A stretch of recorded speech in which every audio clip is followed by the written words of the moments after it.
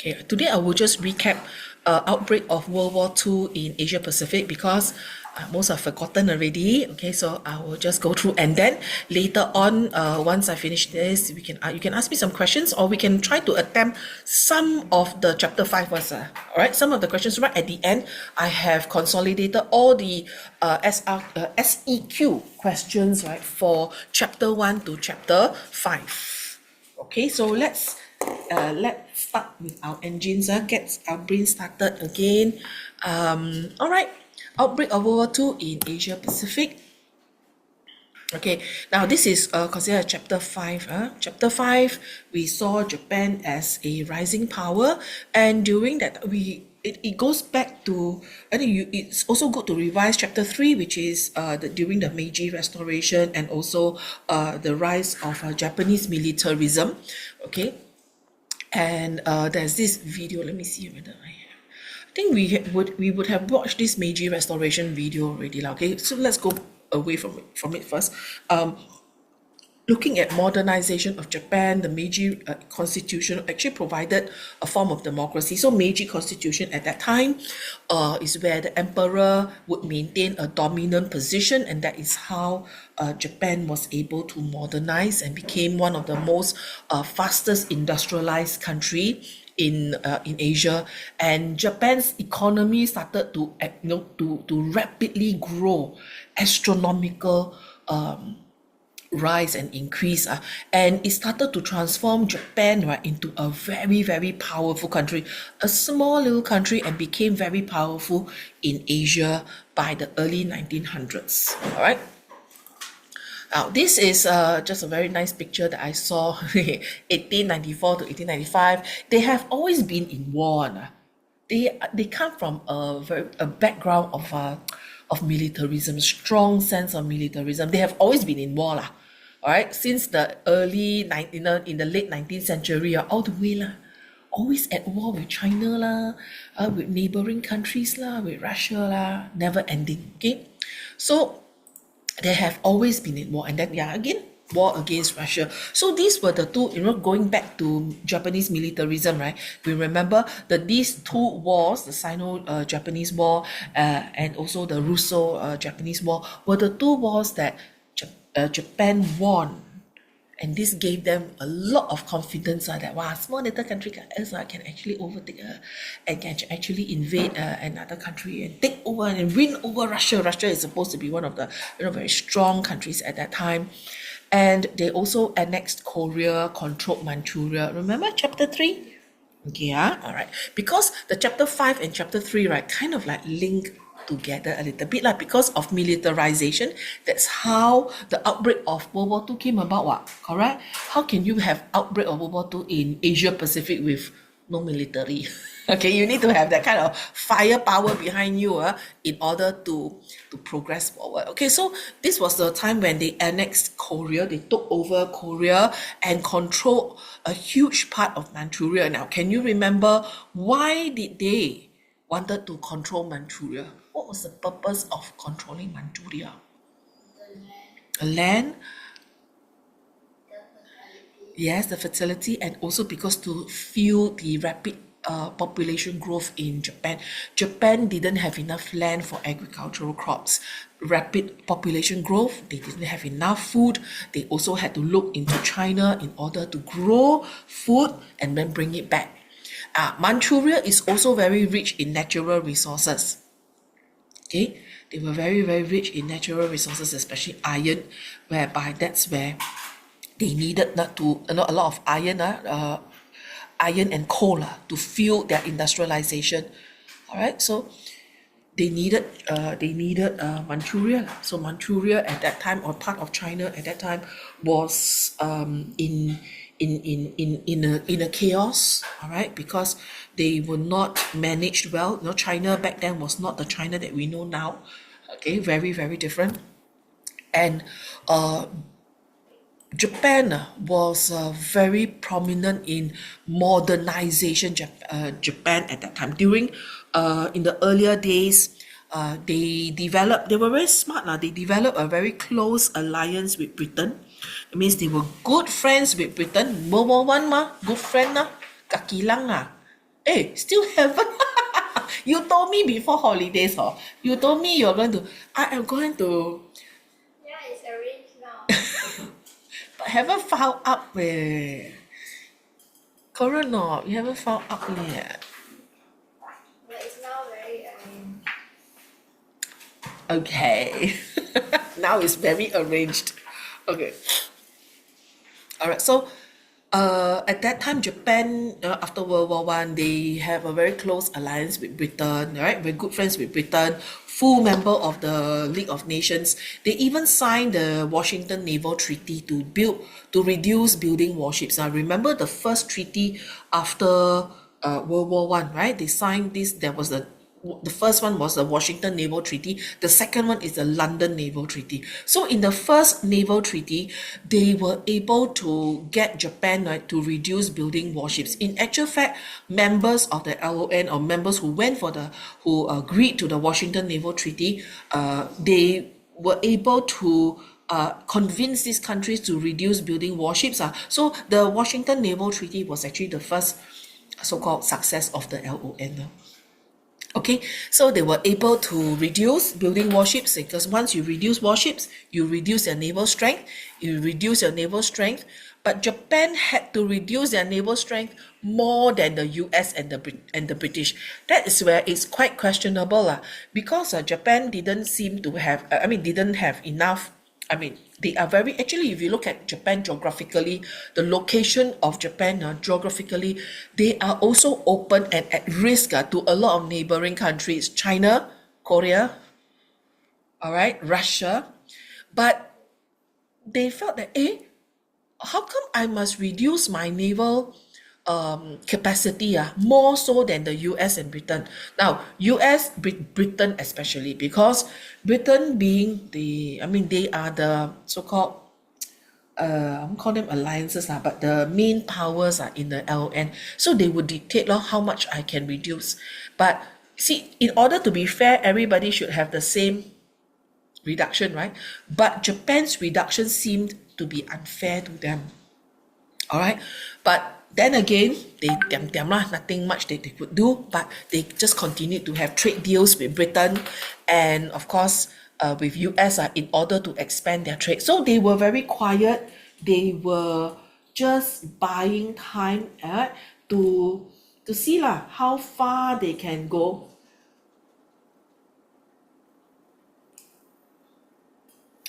Okay, but they were very patient at this time. Wait, these are what I would call Japan like a sleeping tiger, because they seem to be quiet, right? Listen, but they are actually scheming. Okay, they're actually scheming behind the scenes, right? So the reasons, if we're going to look at the reasons for the outbreak of World War II in Asia Pacific, there are three major parties here. Japan, of course. Let's look at US and also the League of Nations. Okay, so these three parties uh, are fundamental or essential to the reasons for the outbreak of World War II in Asia Pacific, right? They play a very crucial role in the outbreak of World War II in Asia Pacific. Let's look at Japan first, all right? Japan's actions, and then we look at US actions, and finally the LON's responses. Now, first of all, the actions by Japan. Japan has always been establishing itself as a very ambitious country. They want to establish itself in Asia. They wanted to assume the leader, right, in Asia Pacific itself. Southeast Asia, Asia Pacific, they want to assume themselves as the leader. All right, in Asia, they felt that they were more superior lah. Okay, in Sec 2, you would have already learned about their propaganda message, right? Asia for Asians. Remember? Cannot remember, Adit. Teacher, am I? Okay, all right. So in Sec 2, during the Japanese occupation, right, they kept on drilling the propaganda Asia for Asians, and it is actually part of their ambition, the ambition to establish itself in Asia. They say that because at that time, Asia was majority of Asia, right, was colonized by Western powers, and they felt that, why should Asian countries be controlled by Western powers? By right, Asians should be taking care of Asians, right? And Japan brought it upon itself, right, to say, I will control lah, never mind, I become the leader. Because they are the most colonized, I mean, they are the most industrialized, the most, call it most progressive at that time. All right, so since they are most progressive, they say, okay, I become the leader. I want to take care of the Asian countries instead of Western powers controlling these East Asian countries. I want to control it instead. Okay, so Japan had very high ambitions to establish itself as a leader. So based on Japan's ambitions, are very very ambitious. As you know, this also stems from the fact that they have this military blood in them, militarism, right? They already experienced modernization and development, so they also struggled to be seen as an equal because during after World War One, they went to Paris, right, for the LON, for the meeting. But what happened was they were not given any territories that was in Asia at that time. They were not given any, so they felt that why is it because you don't see me as an equal? You see me no up, is it? Okay, you see me no up, that's why you didn't give me any of that, all the territories. All the territories you all keep. So Japan started to develop a very strong sense of ultra nationalism. Remember, chapter 3, we also tackled this issue called ultra nationalism. Remember? Yes, huh? Okay. So to be considered as an equal, Japan sought to build its empire through seeking control of large territories. And that was when they annexed Korea and China, Manchuria. These were the two main targets, right? So first of all, they wanted to start to expand its empire because when they look at the Western countries, how did the Western countries expanded its control and power? It's true, taking over other territories, taking over other countries, all right now. So they felt that, this should also be my way lah. That's my only strategy. So that was why Korea and China was actually their main targets to begin with. Now, that is the reason why, up until today, Koreans and Chinese, they don't like the Japanese. They don't like the Japanese. Yeah. Especially the Chinese. They don't like the Japanese. The Koreans and Japanese look so similar. They look very similar, but they don't like each other. They don't. Because I think during the annexation of Korea, right, there were also a lot of these Japanese, they kidnap a lot of Korean women to become comfort women for the Japanese soldiers. Force them to be comfort women. I use the word comfort women because it's more polite lah. Actually, to become prostitutes for the Japanese. Yeah. So that's why there's a lot of animosity. They don't like. Okay, they don't like. I mean, they don't like the Koreans don't like the Japanese lah. Yeah. The Chinese also what? Yeah, they step on their That one, yeah, they don't like. They just don't like because they were targeted by the Japanese law at that time, right? So it was because due to the Japanese greed lah. They were also greedy. They wanted to expand their empire, and they wanted to look at other countries and expand their empire to provide resources for their growing population now. So during that time, it's like, oh, I see that country seems to have what I want. I go and take. It's very scary, isn't it? Some countries these days have also done that, what? Correct? Russia, Ukraine, also same, correct? They also take over by force, right? Okay. Correct now. Israel, Palestine, also same, what? Take over by force. I take, I just take. Quite scary, right? Will it happen to Singapore one day? Singapore so vulnerable. Possible, right? Yeah, I also find that it's possible because if a country becomes too greedy and too powerful and too greedy, they can do just about anything. All right.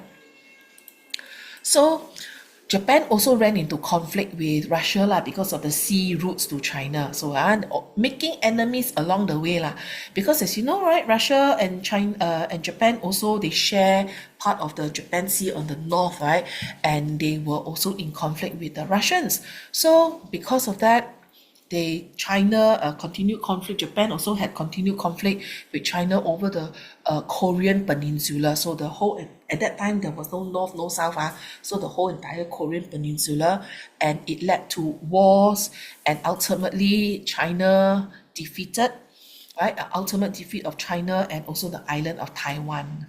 Last time Taiwan was called Formosa Island. It was called Formosa Island. Before it was called Taiwan. Alright, it's because China at that time during the revolution, the two major political leaders, right? Chiang Kai-shek and Mao Zedong. Alright, they were enemies. So when Mao Zedong won, all right, and China became a communist country, Chiang Kai-shek ran away, exiled to Taiwan. He chose Formosa Island, and the whole entire Kuomintang, right, went to Taiwan. Okay, so it's.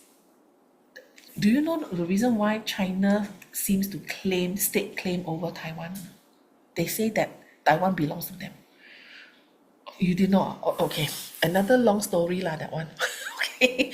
Around that region, a lot of problems. Very, very scary. China and Taiwan, like for example, I'll just give you a very quick example. When Singapore also sends our army boys to Taiwan for army training, right? Because we do not have the kind of terrain, right, to train our army boys. So we send our NS boys to Taiwan for training. So obviously, they also send, there's a lot of army installations. Okay, so there was once I think we had some I think it's some army infrastructure that was stuck in Hong Kong, and China didn't allow these installations to come back to Singapore, right? Because they were angry lah. How come Singapore going to send your army to Taiwan for training? Because China and Taiwan are loggerheads. I mean, it's actually reasonable though. China's communism, no? Yeah, but yeah, it's I don't know lah. It's like China is gaining too much power lah these days. Isn't it? That area is all full of nonsense lah. There. Okay, so Japan tried to also expand its control in Korea, confiscated the land from the Japanese farmer, and confiscated the land, and then resettled their Japanese migrants and farmers there lah. Okay, so that's why the Koreans hate the Japanese. It's like, hey, my land, you force me out of my land, then you take my land. It's like, what happened? It's like, huh? That's why there's a lot of animosity. So when I was studying overseas, right, of course I had Korean friends, classmates, Japanese classmates, right? They don't like each other also. I can see that they don't like the. Yeah.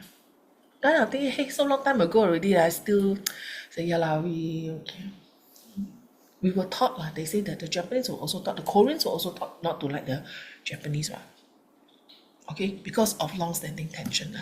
So there's always this tension between US and Japan. It worsened because of this racial segregation and discrimination of the Japanese. They felt that they were being discriminated. That you look me no up. Okay, you discriminate me because I'm Asian. So that kind of feeling, the sense of resentment started to grow, causing them to become very one-track mind. Okay, now there was also this crisis in Japan. So the actions of Japan, number one, they were very ambitious.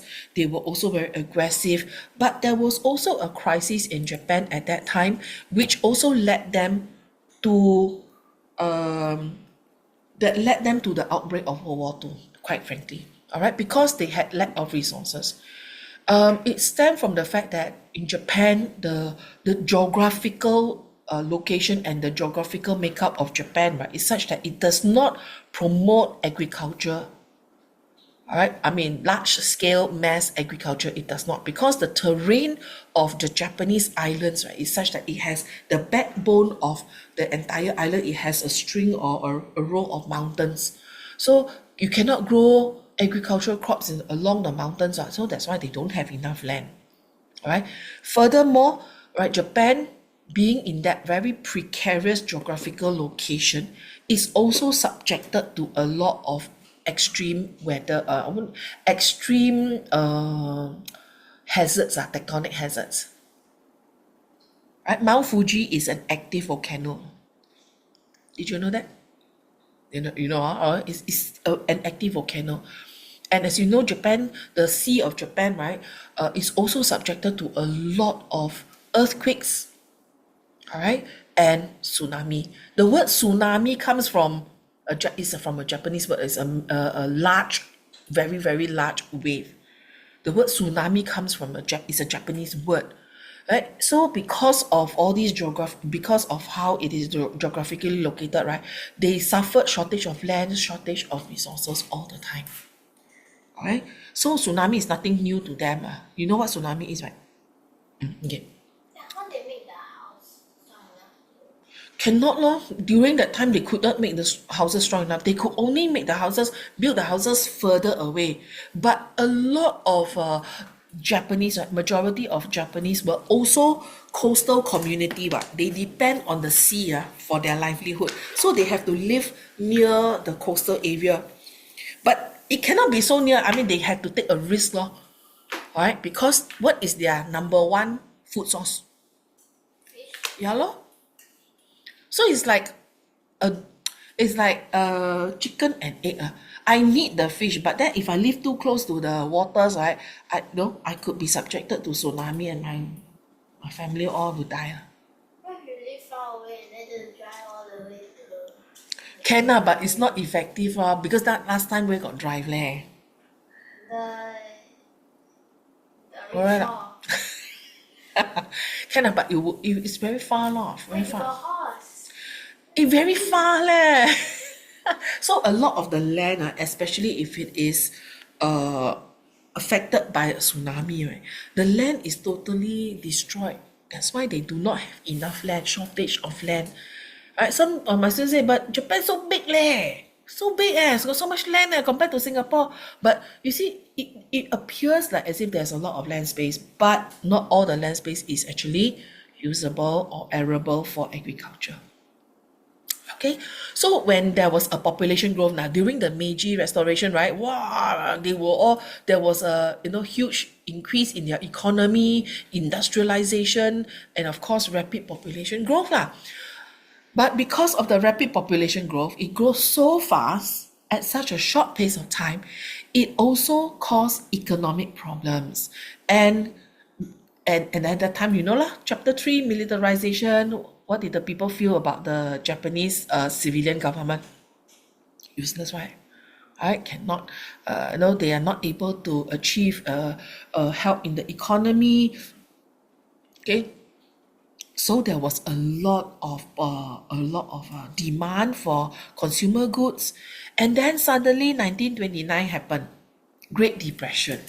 Okay, so the Great Depression affected Japan greatly because of high unemployment. Now, Great Depression started in US, but it also affected Japan because in US, because when the stock market crashed, right, a lot of these companies and factories, they all stop work.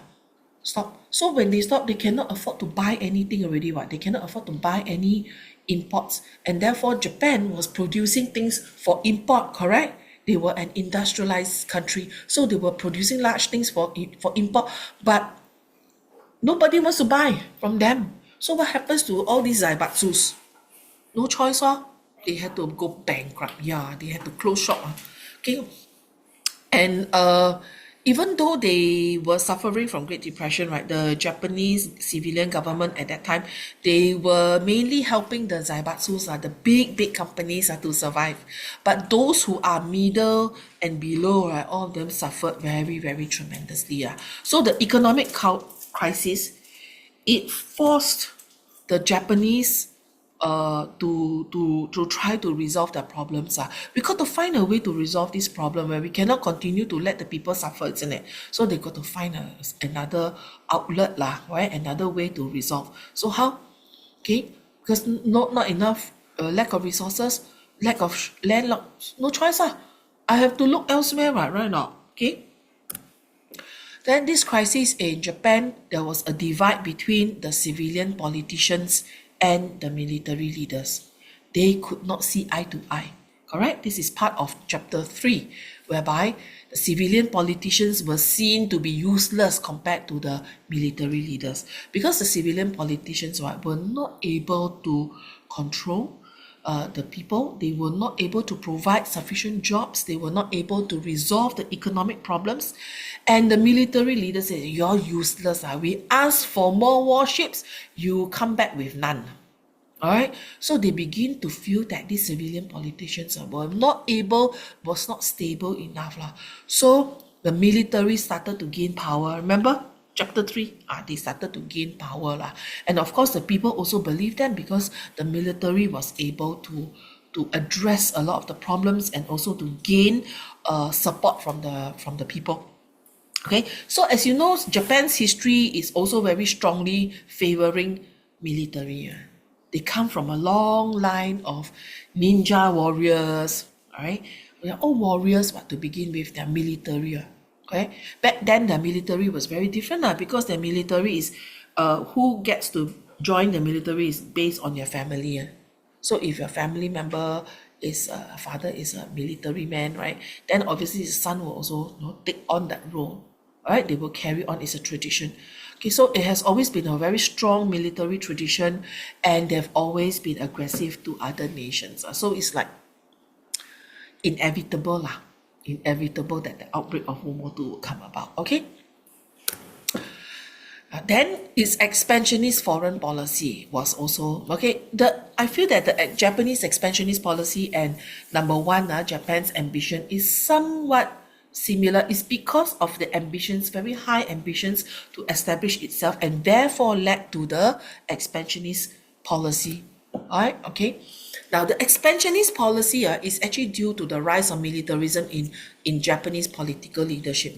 And they believe that they should open up and they should start expanding. They were very aggressive, and then they were also trying to gain a lot of support, for conquest against China and also Russia. So these successes gave them a tool, gave them a reason to be able to increase the military confidence. So they begin to be very aggressive. As you know, military, once you have a military rule, right, chances of them invading, right, and expanding their foreign policy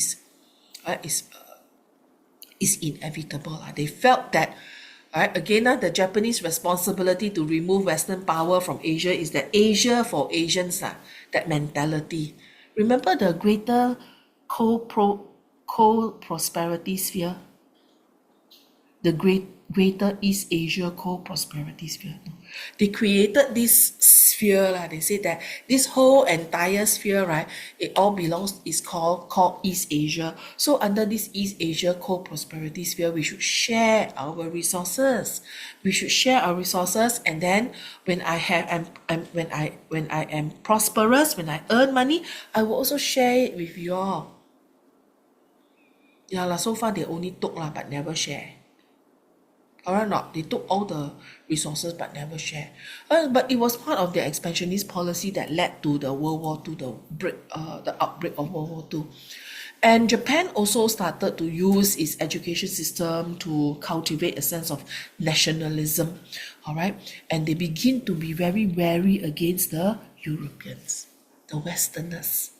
Very wary of them. It's like those people cannot be trusted. To some extent, true. If you were to put yourself in the shoes of the Japanese, right? When I ask for more military, you don't allow, right? But then you are happy can continue to build warships and so on, but I cannot build.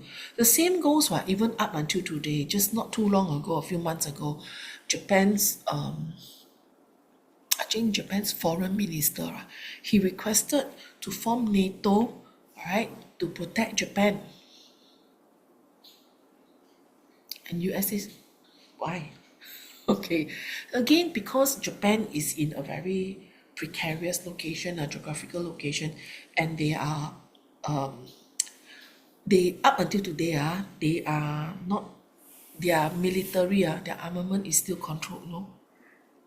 Controlled by US. That is why they ask US whether or not they can have, no, form a NATO to protect Japan. Because after World War II, right, they are not allowed to have a strong army. No strong military, cannot. All right, the military is only just to protect itself only, but not really sufficient to protect itself. So because of that, right, they are very close to China. I mean, they geographical proximity is very close to China and very close to North Korea. So North Korea has always been like sending missiles or test missiles say it's test missiles but it only test missile directed to Japan, but it will fall into the sea between North Korea and Japan but you see, what if a test missile then boom suddenly go and bomb Japan? How? So that's why Japan asked for NATO to be formed, right, to protect Japan and South Korea from North Korea and China. That's the reason why. Because they don't have their armament is still very low, minimal why Alright. not they secretly increase? Now, but okay, they cannot secretly increase. They will need to ask for permission to increase. They are trying to depending on their on their government they are also trying to increase And they can increase like how they Yeah, cannot. All the no I don't think they no I think after having gone through World War II, right? I don't think they would want to suffer again, right? For them to rebuild after the 2 atomic bombs is quite a tremendous feat there. Right? The 2 atomic bombs are totally destroyed. All the buildings are destroyed there, totally decimated. So for them to having to go through that is actually a very scary thought. And they don't want to. That's why they ask for permission for NATO. But US don't want to. India also very bad. India say, why is there a need to have an Asian NATO? Of course, India so far, correct or not? See, that's why some countries, right, that are further away from the threat and risk, right, they will not feel the need to be protected. You get what I mean? Then India say, who's going to be paying for the NATO? Who's going to be paying for for NATO? Is it US? Is it Japan? Who pay? So look forward to the happening. Okay, that one is quite interesting. Now, relationship between Japan and Russia. The communist Russian ideology is very different from Japan, right? Japan is based on militarism. They revere the emperor. So Russia, they believe that countries should not be run by emperors or kings. But Japan is the total opposite, but correct. They favor the king, the emperor. The emperor is everything to them. Their loyalty to the emperor is, right, nothing that we have seen before. So Japan strongly believe in loyalty to its emperor. So Russia and Japan at that time, again, enemies. They were also afraid that communism, right, would infiltrate into Japan. In current day, there is a Japanese communist party. There is a small communist party in Japan. As a political party, yes, there is. But not big lah. Okay, so they were very afraid that communism will take over and it will affect Japan. So all the more they got to fight Russia, right? Correct not? So in 1936, Japan signed this pact, anti-Comintern, to oppose communism, right? So that, right, to protect itself, to protect its borders. But the border of USSR and Manchuria, because Manchuria, China, shares the border with Russia. All right, and in 1931, Japan had already invaded and took over a large part of Manchuria and Manchuria is very close to the border of Russia. So they were very concerned. Okay, so they felt that we've got to control even more territories in Asia to try to hold back USSR, to fend off USSR, that in the event if Japan need to go into war with USSR, they would have enough resources. All right, so it all started from there. Okay, it all started. Actually, by right, British Malaya, Singapore, Dutch, Indonesia is not the main target. Not the main. They were trying to control themselves up there. But they were very afraid of communism. Then after that, the relationship with Japan and Britain was already becoming tense. They started to decline already because Britain criticized Japan's invasion of China. It's not the country of Britain. No, it's not. This is supposed to be. Sorry. That's France. Yes. Britain. Britain should be here. I should take another picture. Okay. No other picture already lah. Okay. So I should color it lah. Take another color picture. And of course, Britain, because of the relationship with Japan and Britain started to decline. Therefore, it said, okay lah, you are so clever, you don't allow me to invade Manchuria and Korea. I annex Korea. I'm only taking territories, right? Isn't it the same? Britain also have colonies in Malaya, Singapore, and Hong Kong. It's like, you tell me you cannot, but then you yourself do it. So obviously Japan felt that, hey, you are a hypocrite, right, Britain? Britain, you are a hypocrite, correct or not? You can have colonies, but and when I want to expand my empire and I have colonies, you got plenty of things to say. Yeah, you get what I mean? It's to some extent, if you think about it, common sense. True, right? Japan, correct or not? Britain was also a hypocrite, right? Correct? So Britain is not all what you see. So by then, mid 1930s, Britain was beginning to be seen as Japan's rival. Before that, they were good friends. World War One, they were good friends. Japan was actually an ally of was one of the allies, one of the parties or countries who helped in the allies in World War One. Right, good friend. Then after that, closer to the mid 1930s, then their relationship start to be very, very tense. And Japan now begin to see Britain as a rival. Britain also see Japan as a rival already. Okay, it's like, maybe I see that, I find out that Britain is a hypocrite in this instance, okay? During that time, in the Great Depression, 1929 to early 1930s, the Great Depression damaged Japan's economy greatly, isn't it? Because they depend heavily on trade. So when Great Depression occurred, Japan's trade was impacted, and they relied on imports from other countries and key resources. So because of that, right, these countries, they started to have trade tariffs, make it very difficult to send, or to make it very difficult for Japan to obtain resources. Okay, this is actually it's a soft method, right, to get countries or so-called aggressor countries, right, to stop invading. But it was of no good. Okay, no good. Yeah, so US actions imposed tariff. US was also I think got nothing better to do going to want to act, and then impose tariffs on Japan's imports, and this caused the Japanese people, right, to feel even more resentful of the Westerners. So very wary. They already were wary of the Westerners, but now they begin to be even more so, because they felt that now cannot rely on the foreigners. They all cannot be relied upon. Right? We can only rely on ourselves, because right now they say they want to cut off the resources. They do not want to sell, and they'll cut off their exports to us. Right? Now I don't have all these resources. So they feel that, I cannot rely on anyone. And that is when it triggered Japan to look at, which country in the East got a lot of resources for me. Sway lor, Singapore, Malaya lor. And also the Indonesia was also one of the countries. Okay? How come Singapore got a lot of resources? The resource is actually it's not a resource per se, but it is actually the driving force. It is like a hub to export everything out.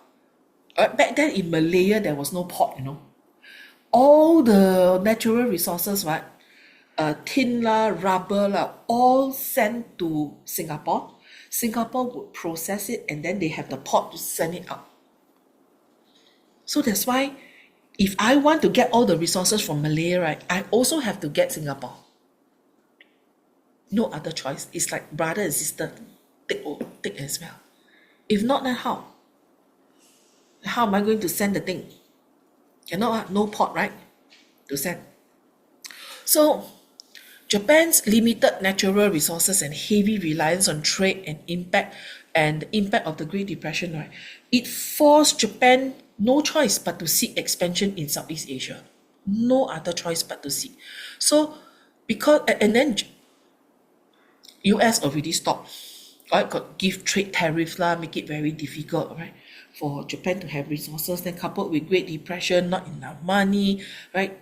Not doing well, and then not enough natural resources. No choice. They look at Southeast Asia for resources. Taiwan provided sugar, Korea cotton and wool, Manchuria rice. They grow a lot of rice in Manchuria. Manchuria also provided some precious minerals, coal and iron, that is essential for their industrialization. Okay. Last but not least, let's look at Japan's response to world developments. Okay, let's see. Now, the outbreak of World War II in Europe meant that the British and the French, they were concentrating all their efforts to fight off and fend off Germany.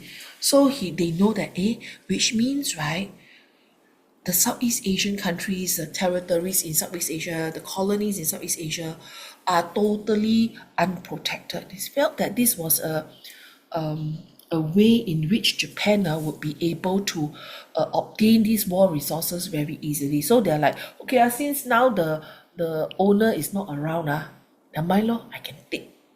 They are now very busy fighting the war against Germany. Nobody to take care of all these colonies, right? They will also have less defenses, right, for the colonies because they all focus all their attention in Europe. And because of that, right, Japan knows, now Southeast Asia is totally defenseless. This is my time to strike. Okay, so again, world events, the outbreak of World War II in Europe was actually one of the contributing factors for Japan to invade, right? And of course, they started off with the attack of Pearl Harbor. Of all things, they must attack Pearl Harbor. Okay, now can you remember why they attacked Pearl Harbor? Why Japan attacked Pearl Harbor? Pearl Harbor is in Hawaii, and mainly the army installations actually belong to the US. Is it to punish US for imposing tariffs? Or was there any other ulterior motive? To make the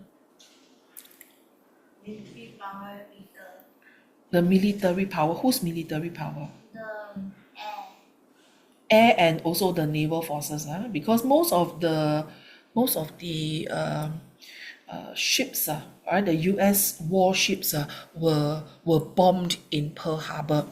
So they attacked Pearl Harbor because of a response of US embargo against Japan. But there is also another reason why. As you can see, right, 7th of December was the day in which they attacked Pearl Harbor. Now, can you remember when did Japan attack Malaya? Which day did they attack Malaya? Forget liao. 8th of December. Oh. So they were using this as like it served as a two-prong lah. One is because, okay lor, I'm going to teach US a lesson, right? You do not want to give us more resources. Okay, I'm going to teach you a very hard lesson, all right? And I'm going to bomb your naval forces in Hawaii, Pearl Harbor. The second reason is because Pearl Harbor is right smack in the middle of the Pacific Ocean. right? A lot of military there. Now, as a Japanese military leader, okay, I want to attack Southeast Asia already. And I know all the ships, British warships are all in Britain.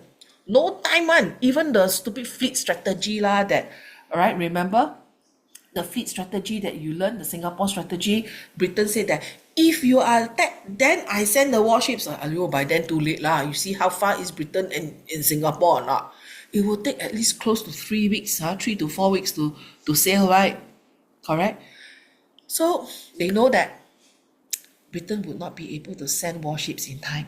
But due to the geographical distance of Pearl Harbor and in the in Southeast Asia Pacific Ocean, it's very near, right? Because the US constantly have their warships circling around the area, so they could easily send warships, right, to protect Southeast Asia, right? So one thing to do is to prevent this from happening so that I can take over Southeast Asia easily.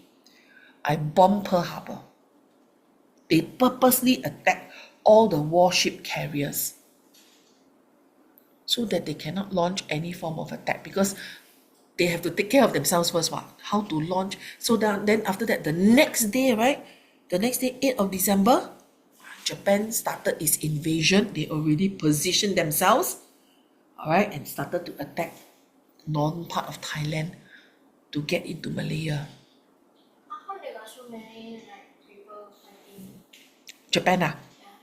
because of militarism, rise of militarism. Now back then, the military, right, during the Meiji Restoration period was because it's brought down it's handed down from generation to generation, right? But then when there was this rise of militarism, they allowed ordinary people to also sign up. So a lot of those farmers' sons, they didn't have any land to farm already, so join army lah.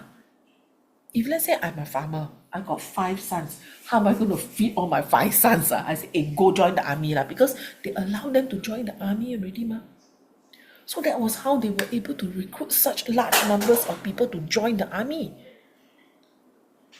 All right, in a very short period of time. And the attack of the Pearl Harbor, all right, basically was a curveball for the Americans. They were able to, it came as a shock. They never expected. Okay, so when they never expected it, and a lot of most of the ships that were docked in Pearl Harbor, it was they sank it.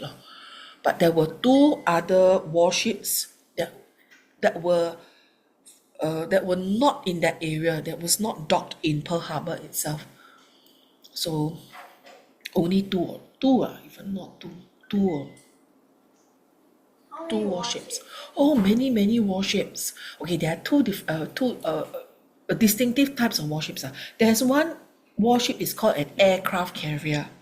This warship carries aircraft on its deck.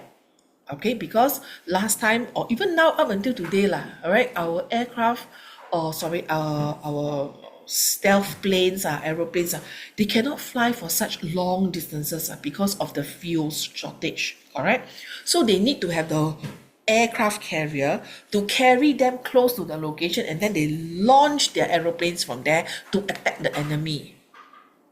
That is how, because the Pacific Ocean is super big very, very huge. You cannot, there's no way an aeroplane, right, or a warplane can fly such long distances. They have to refuel. Correct? Solar panel. Cannot. Solar panel cannot. Back then where got solar panel? Solar panel only in the 21st century only have, right?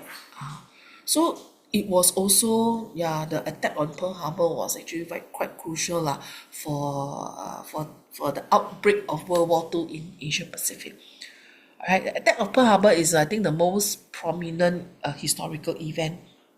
There's so many movies made about Pearl Harbor. Have you watched any of the movies on Pearl Harbor before? Yeah, quite scary, I mean the cinematography like is actually quite impressive, right? A lot of bombing and so on. Okay. Now, the Greater East Asia Co-Prosperity Sphere, Sec 2 History, coming back to haunt you, okay? So they created this, they call it the Greater East Asia Co-Prosperity Sphere. Sphere is a circle, a circle. So the whole entire circle, there's an area which is very, very huge, spanning part of the North Pacific Ocean, all right? China, Korea, British Malaya, British Singapore, Dutch Indonesia, and Philippines as well. All right, Philippines and also the Fiji Islands, Asia Pacific. So this whole entire East Asia, right? The emphasis was actually to get rid of Western influence in Asia. The Asia for Asians mentality lah. So this was the propaganda that they kept on drumming it into the people, right? Trying to unite people of Asian descent behind Japan, right? To drive the foreigners out of Asia. And that was their propaganda message at that time. In reality, right? In reality, this so-called propaganda is only for Japan to obtain raw resources from the Asian territories. They do not have any intention to share their prosperity with us. Right? They did not have one. It's just a propaganda message. Liars. Again, hypocrites. Right? So those are all the Japanese actions. Okay, so remember, Japanese actions a lot. 4 main boxes. Okay. Now let's look at US. What did US do, right, in order to that contributed to the outbreak of World War II? In Asia Pacific. So America at that time had some policy changes. Let's see what are its policy changes. Now, its policy changes is where it started to have this protectionism. US sometimes mainly they like to protect their own economy because Japan was also producing large numbers of resource. They were mass producing a lot, and they in North America they also wanted to protect their own, correct, their own industries. So they created barriers, right? Barriers, and these barriers are called tariff. Tariff meant that Japanese goods sent to America, it will be sold at a higher price. It's very similar to when Singapore and Malaya was the merger between Singapore and Malaya. Right? Malaya and Singapore started to become 2 different countries, correct? So when Singapore wanted to send goods to Malaya to sell, they had high taxes. So tariff is like taxes, taxes on exports. So if taxes are put on exports, it makes Japanese exports more expensive. So who want to buy? Nobody want to buy. So this is actually a policy of protectionism. Okay, protectionism. So US introduced tariffs or tax in 1930 to protect its own economy. So it is not good news for Japan. That is how Japan suffered. Okay. And of course, US started to criticize Japan's invasion. Now, this is due to US fault, US actions and US fault. Okay, so they may ask you a essay question may ask you about the reasons that led to the outbreak of World War II. So you can talk about Japan's actions, US actions. So US is also no saint, right? Because it got criticized Japan's invasion, imposed economic sanctions, which caused Japan to have no choice but to try to retaliate, go against. You put this kind of sanctions on me, you want me to die, So of course they retaliate against the US.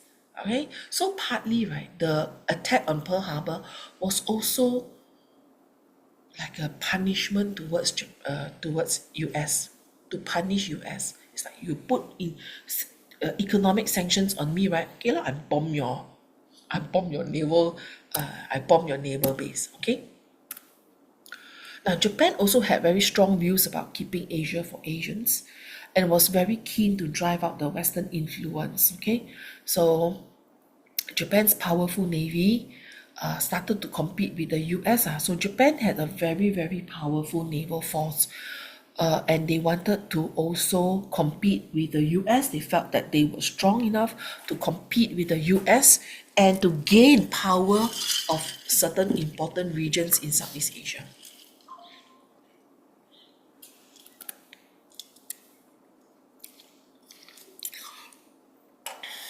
You can see here some of the pictures. US policy changes.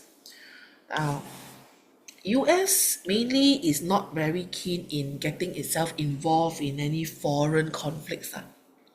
The reason is because they felt that if it is actually not worth my time to get involved in these foreign conflicts unless it affects my own interests. So,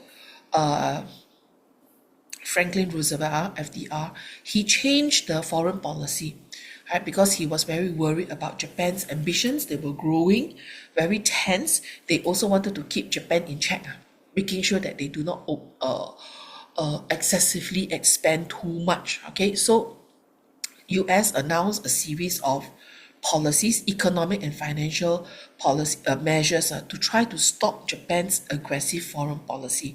Now, economic sanctions were unsuccessful. Why? Because you stop me from you have these trade barriers. Okay, you don't allow me to send it to you, but it's okay, I can find other markets to sell it to. So economic sanctions were not successful, and Japan proceeded to occupy French Indochina in 1940. French Indochina is Cambodia, Laos, and Vietnam. Okay, these are the Indochina. Why is it called Indochina? I don't know. They just named the three regions, the three countries at that time. French took control of these three territories. Because they look half Indo, half. Oh no. They are actually they are, I think, locals. You know how Vietnamese look like, right? They look like Asians. Correct. They look Asian. But now they call it French Indochina. Indochina. Asians look like Chinese, but not Chinese lah. Yeah, so they named it French Indochina. Now the French are also no saints. Okay, when they occupied Indochina, these three regions, these three countries, they also subjected the local people, to very stringent policies as well. All right, that was why they were so unhappy with the French that they retaliate against the French, treated them badly, right? Now, the US policy changes. A lot of negotiations between the US and Japan failed when Japan refused to withdraw from China and also Indochina. Okay, so this is part of the LON also to some extent. The US then proceeded to impose an oil embargo. This time around, before that they already imposed an economic sanction or economic tariffs, but it failed. It was not good enough. Then they imposed this oil embargo. Oil embargo is where they do not allow any country that produces oil to sell oil to Japan. If you sell oil to any country, right, sell oil to Japan, that means you are trading with the enemy. So up to US to say, right, US created this act. It's called Trading with the Enemy Act, which sees Japanese assets in US. If you any company or anyone is responsible or have any Japanese assets or bring in any Japanese assets, right, it will, there is an act against it. It's illegal, making it illegal to have any form of Japanese assets in US. So basically it makes Japan unable to buy any essential goods, trying to cut off the lifeline for Japan. So this policy was actually targeted to cut Japan's financial resources, because they felt that if I cut their financial resources, then they don't have any financial resources to fuel their expansion and their control in Indochina and China. Okay, so again, US demand Japan withdraw from China, promise not to threaten any territories belonging to the US and Britain. You think Japan will listen? Of course not, right? Okay, so they think that, wow, you so clever to tell me to do this and that. Of course, I'm not going to listen, right? So obviously, did they listen to the US? No. Okay, now to this, I think this policy, US policy changes, right? Instead of getting, it's a high-handed method lah. It's a very high-handed method in which it only fueled the resentment of the Japanese towards US. It's like, who are you to tell me what to do? At this juncture, right, Japan had that impression that I am seen as an equal to you.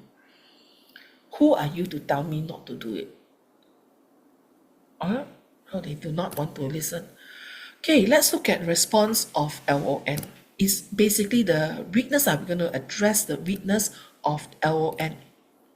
As we all know, LON is toothless, right? They're not able to do much. The League of Nations, they were not able to do anything while Japan attacked China. Now, what is the role of the League of Nations? Can you remember? To protect countries from being invaded or attacked, right? Correct? Especially helping weaker countries or weaker nations. But then when Japan attacked China, the League of Nations could not do anything. Okay? US also cannot do anything. What more the League of Nations, isn't it? Okay? So in this picture, right, in this cartoon, you can see US, right, on one side, on the left-hand side, standing aside with his hands behind his back, and he can only look at Japan and China fighting it out. League of Nations is looking at US. US do something there. But US says, I cannot do anything. You see the look at the League of Nations on the left-hand side. Who are they pointing their fingers at?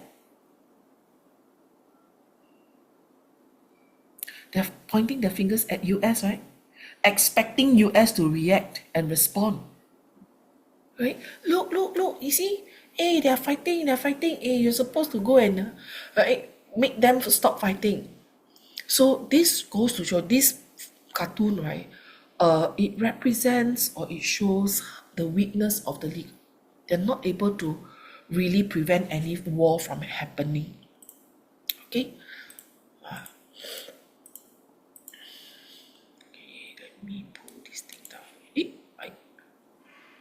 Okay, then you can see this in totality. Okay, so Manchuria, the reason why Japan refused to withdraw from China is because Manchuria is very rich in coal and iron, the two major natural resources that is much needed for Japan to continue its industrialization. So Japan felt that it's justifiable. I'm only right to go and expand into China or Manchuria. It's nothing wrong. To them, it's nothing wrong. Other countries can do that. Britain can do that. Britain can collect so many colonies. Correct? Why can't I? So to them, it's justifiable, isn't it? Okay, so of course, remember your Mukden in the incident. Now, this is actually a recap from chapter 3. Chapter 3, they looked at the Mukden incident, all right, as one of the events that the bomb explosion in Mukden, it created this opportunity for Japan to take over, okay? And LON actually refused to recognize Manchukuo. They changed the word Manchuria to Manchukuo, right? And Japan said, it's okay, since you refuse to recognize, it's okay, I withdraw from LON. So Japan withdraw. The moment Japan withdraw, there's nothing that LON can do to Japan at all. So doesn't it not show the weakness of the LON? As we all know, chapter 1, we will keep on studying the weakness of LON, isn't it? So this is how you can see it very clearly that, all right, LON is totally hopeless in this. Not able to, all right, to address aggressor nations at all. Okay. Just in case you don't know where Manchuria is, there, the red part there is Manchuria. Okay. Okay lah. This one is chapter 3 on the Mukden incident lah. Why did they choose Manchuria? You all know lah, because of they wanted to achieve self-sufficiency. Okay. Oops.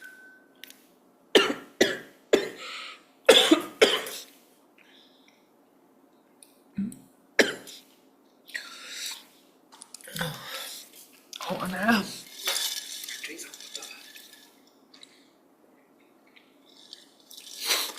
Okay.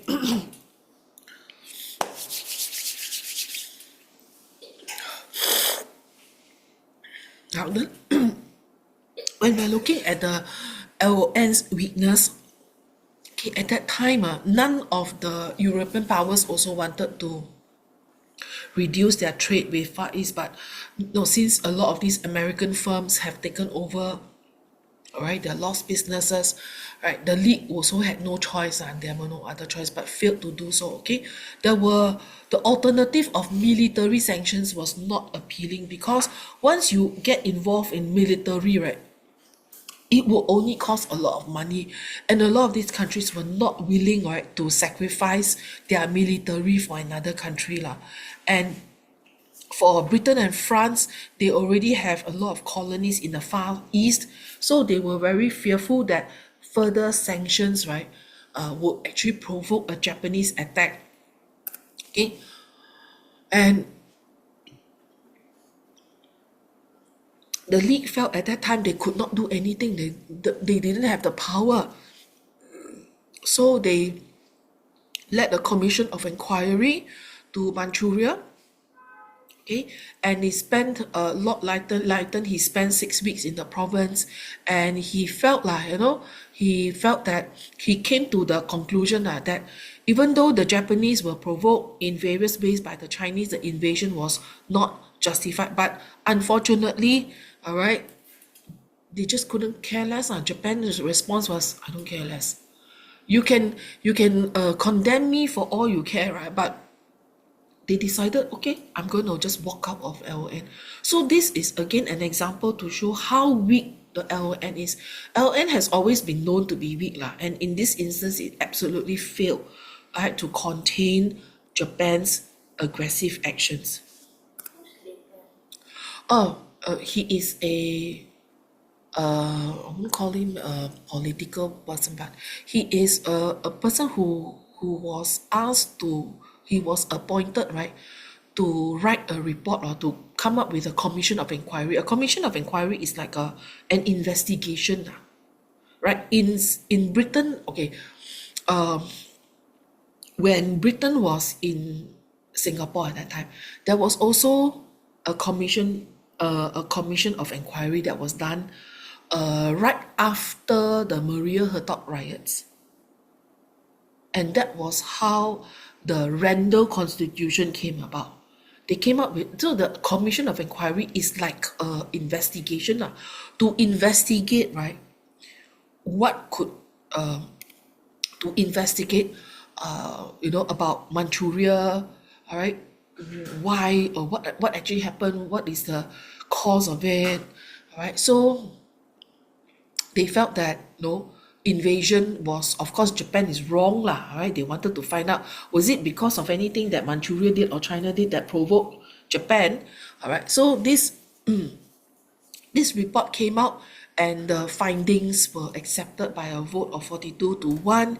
Japan's response was to leave LON. So Japan felt that, hey, under this report, it was found that Japan's invasion of Manchuria was not justified. It's wrong. All right? But Japan's response is that, okay, you say I wrong, never mind, I can just walk out. I'll just leave. And they did. Okay, so they refused to accept the report. Therefore, they decided to withdraw from the League. All right, and this is the day in which, right, 1933, right, Japan started to become friendly with Germany already. Okay, they started to look at Germany. Hey, I better join forces with Germany. Okay, and And because they know that in Hitler was also gaining power, right? And Japan in 1936, all right, Japan signed a treaty with Germany, okay, and in 1937 they started to invade China, the whole of China, okay, and the League did nothing to stop, couldn't do anything to stop. How to stop? Does the League have an army? No. They only have member countries. But the member countries at that time, 1936, 1937, Britain, France, what were they busy with? Germany. Yeah, rise of Hitler. How come Mm. Japan can become friendly with Germany? Germany is like also busy with the Britain and France. Yeah, because they share the same ideology, right? They want to expand. And they find that the allies and the other countries like Britain, US, Germany, France, they are all trying to prevent the expansion of their empire. So they share that same ideology, that same ambition. That's why they can join forces, ma. Both of them same. Japan also want to expand its empire. Germany also wanted to expand, right? Correct, to gain control. So they say, okay lah, together we join forces lah, to not join forces lah, but you know, we share the same sentiments. Was Germany losing at that time? No, Still winning? still winning. Rising what? Remember 1930, 1933 to 1930. Okay, they were not losing, but he was already gaining awareness, gaining popularity. During 1936, 1937 is gaining popularity. Hitler was already gaining popularity up to the point 1939, then he took over as chancellor. Oh, Remember not? the dates were funny. Yeah. So now you're going to link up Japan and also Germany. Remember? So Japan got friendly with the Nazis. Yes. Before Hitler became the chancellor. 1933, but Oh, just before lah, just before. So when Hitler became the chancellor and then Japan started to become friendly, they already know that they want to be friendly with Germany already. Because they share the same sentiments, expansion of their empire. Okay? This is when Japan walks out of the LON. Later on, see whether got time to watch it or not. Okay, so some nice little pictures of Hirohito at the time. Tojo. Okay, so these are important Japanese characters, historical characters. Tojo. See, in when the sanctions were put up, the oil embargo was put up, they lost 90% of their oil. So you see, these are the areas that they have a lot of oil, right? In Burma, okay, Burma, Burma, Malaya, Dutch East Indies, down here, Dutch East Indies in here, this area here, all right, a lot of oil. how come like Australia I barely hear anything about it? Barely hear anything about them. In what sense? That Japan invaded them? No, Japan didn't invade them. Like the World War. Oh, World War Two. Is it World War Two? They send soldiers only to help, but they're so far away. They could send soldiers to help the Malayan. They did send soldiers to help the Malayan, to help the British Malaya, and also British Singapore. But unfortunately, right, the soldiers that they sent, they actually had poor coordination between the Australian soldiers and the British soldiers. They've never trained before, they've never fought alongside each other before. So because of that, right, they don't have the experience, right, to have this same strategy. They don't have the same strategy. That's why in Sec 2, your MIA teacher never tell you that in World War II, during World War II, during the Japanese attack on Singapore and also Malaya, partly the fall of Singapore was so fast was because the soldiers had contradicting instructions being given to them. The instructions were so vague and some of it were contradicting. So some of the forces were Australian troops, some of them were British troops, correct? Both of them have like different commanders telling them different things. So they're all very gabrao, very luan, like wow, running around like headless chickens. So because they have never had any experience in training together, which is why in Singapore today, right? Okay, you know, right? We have the 5 Power Defence Force SS study, right? SS Chapter 2. Okay, go back and check. We have the 5 Power Defence Force, and because of that, that's why we have our troops train our army boys. They train in Australia. They also train in Taiwan. All right, yeah. And we also send our troops to, I mean, most of our troops are sent to Australia for training, so that in the event of any attack whatsoever, right, even if they have to coordinate, right, coordinate any form of prevent any external threats, right, the coordination is there. At least they have fought together before. They know how to work with each other. That's the end. Chapter 5. Okay. Now,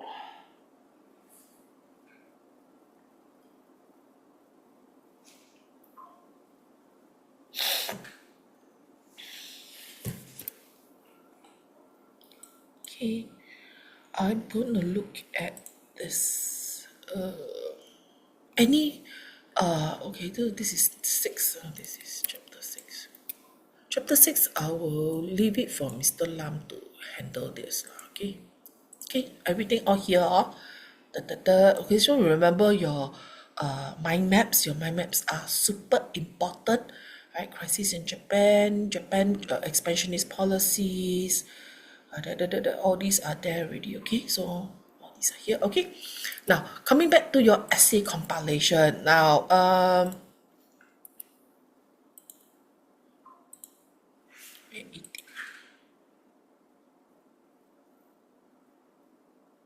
here.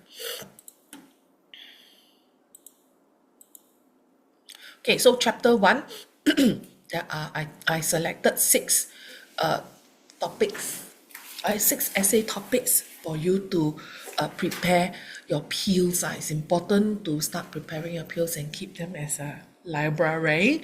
Don't wait until next year, because technically you only have like 9. I won't even count December lah. December is like holiday month, right? So if you were to think of it carefully, right, you only have 9 months to prepare for your O-level prelim. Do you know that? 9 more months, my dear girl. Very fast, very, very fast. So that was why I consolidated these essays, right? I picked out from various schools, all right, and different variations of that chapter so that you can prepare them and so on. All right, now for today, I think for the rest of the time that we have, since we have gone through chapter 5, I want to go down to here you go, outbreak of World War II in Europe. Can start with one of them. Okay, just choose one. Just choose any which one that you feel that you want to do. 1, 2, 3, or 4.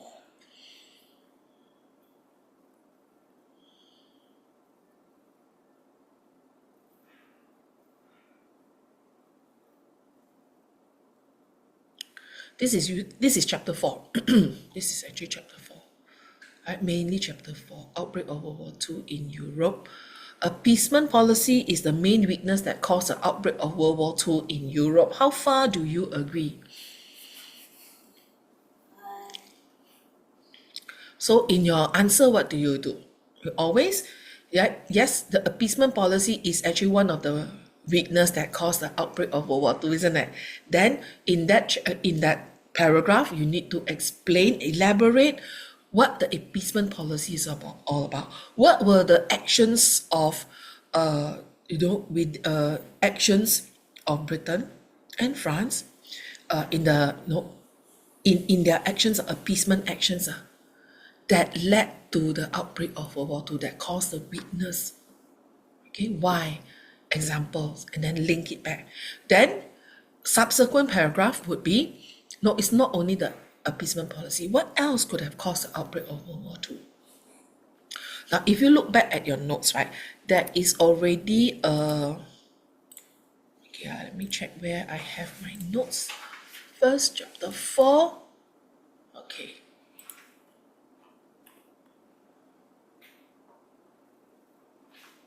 Okay, so under appeasement policy, right? Okay, under the appeasement policy, you can, these are the examples of the appeasement policy. Explain what were appeasement policy, what are the actions that they did, okay? So one example is the Anglo-German Naval Agreement. Then the Munich Agreement 1938 is also part of the appeasement policy, right? Okay, the actions of appeasement. Now, if you look at the earlier, okay, here, this is easy. Reasons for the outbreak of World War II. Do you see that? Okay, that's why the notes earlier on, right, has always been in a mind map form. Now, if you look back at your question, the question says the appeasement policy is the main weakness that resulted in the outbreak of World War II in Europe. Okay, appeasement policy is here. So this is the given factor, correct? So I talk about the appeasement policy, blah, blah, blah, blah, blah, all there. Ding, ding, ding. Then I explain a policy of appeasement, okay? Explain, elaborate, correct? Then I give example. The example is here, there. This is also this is an example of appeasement, right?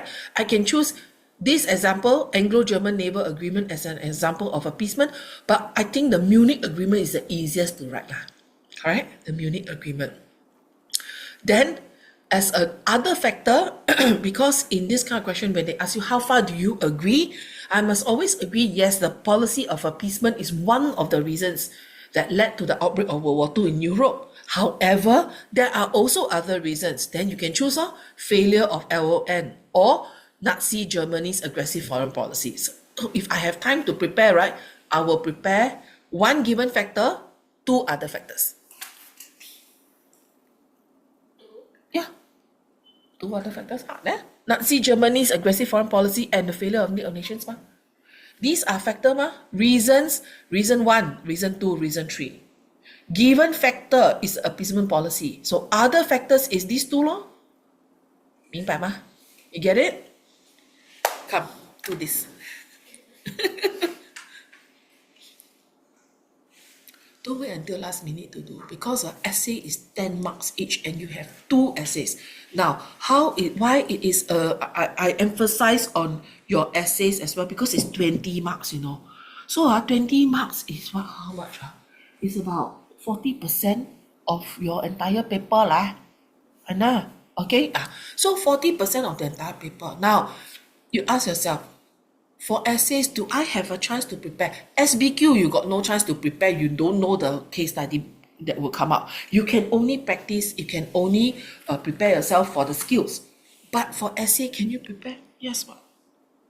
If something that you can prepare, how come you don't want to prepare beforehand? 11 chapters, 12 chapters. Yeah, 10, 11 chapters. And the essay part, right, they will give you 3 options, 3 choices. Out of the 3 choices, you choose 2 There's 11 chapters, and they give 3 chapters. Yeah. So your brain can contain so much or not content? Cannot. And there's no way that we can spot the questions. It's very difficult to spot. Unlike the previous syllabus, the previous exam format. The previous exam format for the essay portion, right, there are actually question 3, question 4. Or is it? Yeah. No, 2, 3, 4. Question 2 and question 3. Okay, question 2 got part A, part B. Question 3, part A, part B. So last time they found the pattern. One of the question, right, will be from the Sec 3 book. Question 2 will be from the Sec 3 book. Question 3 will be from the Sec 4 book. So some students, right, when they saw that pattern, then the teachers also realized the pattern. Then they realized that, if I didn't study the Sec 3, I forgot to study Sec 3. I only studied the Sec 4. I only focus on Sec 4 because I will only choose the topics, the chapters on the Sec 4 syllabus, on the Sec 4 unit. That was the old syllabus. Can still strategize and still can spot. But under the new format, you cannot spot at all already because they do not segregate Sec 3, Sec 4 question anymore. They made it more difficult. Why? I don't know. They just made it more difficult. The student already summarize. Yes, I find that just changing the exam format itself, right, is already making it harder for the student already to study. It means you have no choice but to study all. So similarly, the SS also the same, right? The SS, the 7-mark question, the question 7, which is 8 marks, 11 chapters. Just for one question. Yes. That is why, again, I gave you the SRQ consolidation pack, right? To consolidate all your factors and your essays for chapter 1 to chapter 7. Then what you cannot remember? Now, how to remember things, right? Okay, it all depends from individual. Some, I would say 95% of students do not have photographic memory. Correct? Photographic memory is study once I remember, I don't need to go and look back at it anymore. That's photographic memory. I've never come across a student who is like that. Okay, hardly. Now, so for the rest of us, mere mortals, okay, what do we do? Repetition is the only thing. Now, there is actually a science to remember your information. Okay, I think I'll stop the